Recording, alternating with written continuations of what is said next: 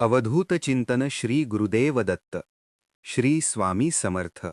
मी सतीश तुमच्या सगळ्यांचा आपल्या चॅनलवर मनापासून स्वागत करतो.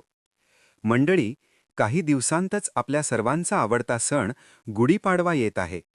यंदा 19 मार्च 2026 गुरुवार या दिवशी हा सण साजरा होणार आहे. हा दिवस मराठी नववर्षाची सुरुवात मानला जातो. त्यामुळे महाराष्ट्रात हा सण मोठ्या आनंदात आणि उत्साहात साजरा केला जातो. या दिवसापासून नवीन मराठी वर्षाची सुरुवात होत असल्यामुळे अनेकजण या दिवशी नवीन कामांची सुरुवात करतात. घर, गाडी, सोनं चांदी खरेदी करणं, नवीन व्यवसाय सुरू करणं किंवा कोणतंही शुभ कार्य सुरू करण्यासाठी हा दिवस अतिशय शुभ मानला जातो. पण यासोबतच एक महत्त्वाची गोष्ट म्हणजे गुढी उभारण्याची योग्य पद्धत. अनेकजण गुढी उभी करतात, पण शास्त्रात सांगितलेली पद्धत आणि मंत्र फार कमी लोकांना माहीत असतो. जर योग्य पद्धतीने गुढी उभी केली आणि योग्य मंत्र म्हटला तर नवीन वर्षभर घरात सुख, समृद्धी आणि मंगलमय वातावरण राहते असे मानले जाते. म्हणूनच आजच्या व्हिडिओमध्ये आपण जाणून घेणार आहोत गुढी कशी उभारायची, कोणत्या गोष्टींची काळजी घ्यायची आणि गुढी उभारताना कोणता प्रभावी मंत्र म्हणायचा.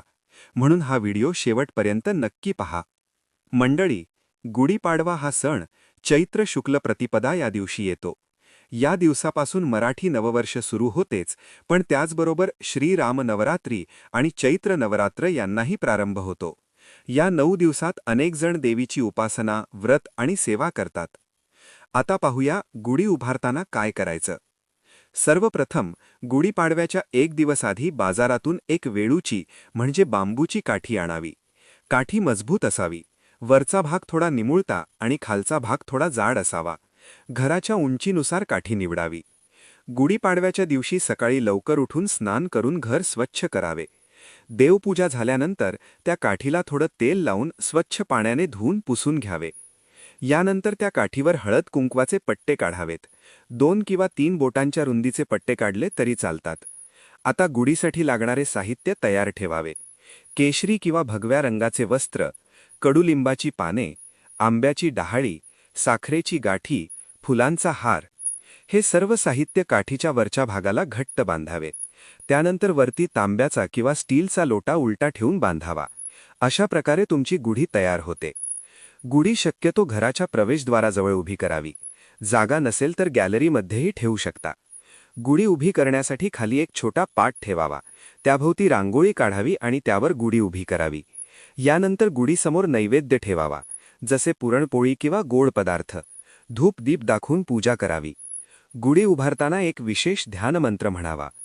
ब्रह्मध्वज नमस्ते सर्वाभीष्ट फलप्रदे प्राप्ते संवत्सरे नित्यम मद्गृहे मंगलम कुरु.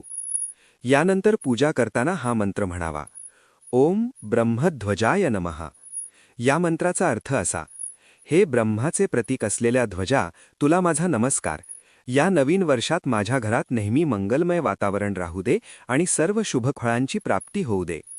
जर या पद्धतीने गुढी उभी केली तर संपूर्ण वर्षभर घरात आनंद, समाधान आणि समृद्धी येते असे मानले जाते. तसेच या दिवशी घराच्या दारावर आंब्याच्या पानांचे तोरण बांधणेही शुभ मानले जाते. म्हणून मंडळी, यावर्षी गुढीपाडवा सण अशाच मंगलमय पद्धतीने साजरा करा. व्हिडिओ आवडला असेल तर नक्की लाईक, शेअर आणि सबस्क्राईब करा. श्री स्वामी समर्थ.